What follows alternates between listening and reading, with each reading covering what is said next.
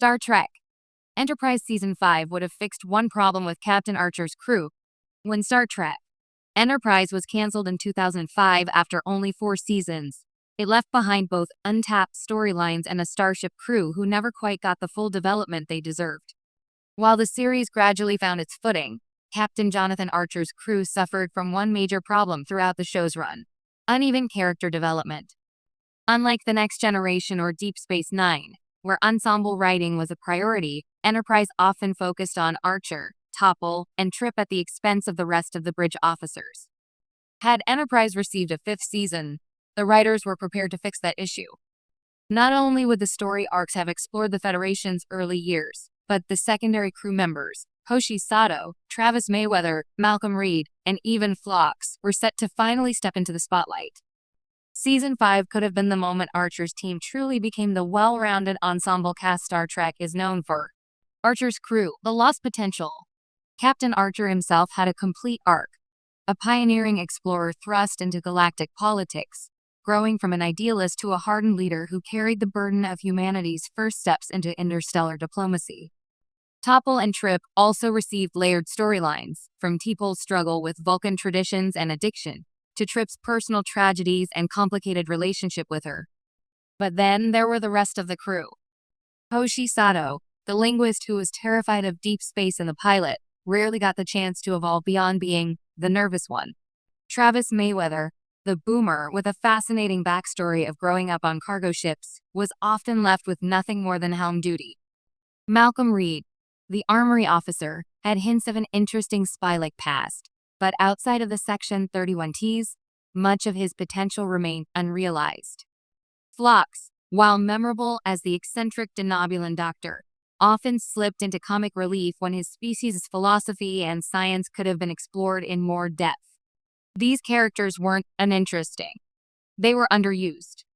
Season 5 was the opportunity to finally bring their stories to the forefront. How Season 5 could have fixed it? According to producers and cast interviews, Season 5 was meant to deal heavily with the founding of the Federation. This political backdrop would have naturally required different crew members to step forward in ways that the first 4 seasons didn't always allow. Hoshi Sato's evolution.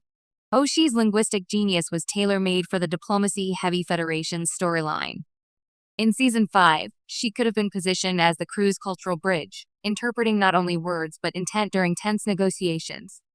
Her nervousness could have transformed into confidence, giving her an arc as inspiring as Uhura's in the original series.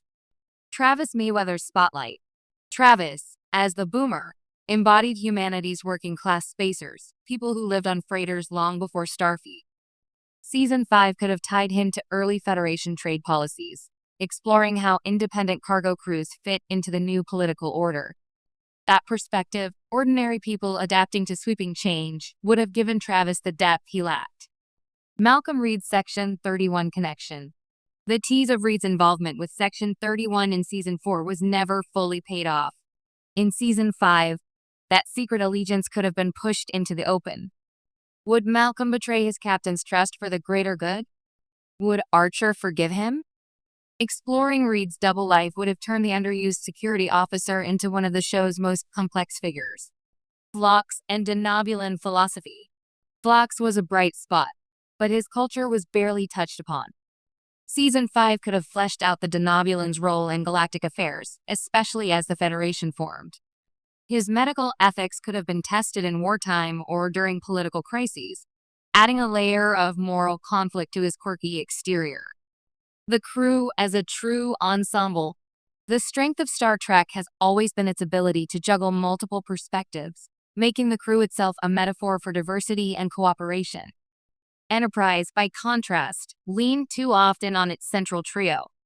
A 5th season was poised to correct that imbalance, expanding the lens to include everyone. Instead of Archer always being the negotiator, Hoshi could have handled first contact situations. Instead of Trip and Topol driving all emotional subplots, Travis and Reed could have received their own arcs of loyalty, betrayal, and personal growth. Phlox, too, could have been written as more than the eccentric healer, taking on a McCoy-like role as Archer's moral compass. Season 5 had the chance to finally make Enterprise feel like a true precursor to the ensemble-driven Star Trek shows that followed. Why it matters.